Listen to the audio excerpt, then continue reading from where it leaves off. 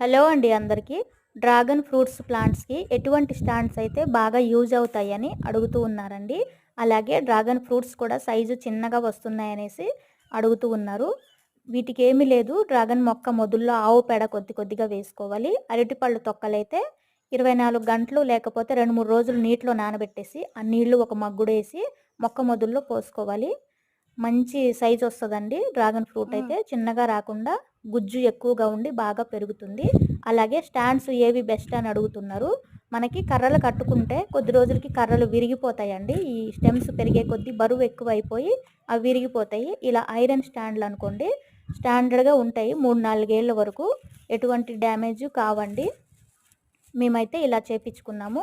2 విధాలుగా చేసుకున్నామండి మేము స్టాండ్స్. ఇదొకటి చూడండి. ఇదైతే స్టెమ్స్ పెట్టిన వెంటనే మేము స్టాండ్స్ ప్రిపేర్ చేసి అందులోపల పెట్టేసాము క్యాన్‌లో. చూడండి. థ్యాంక్ యూ అండి.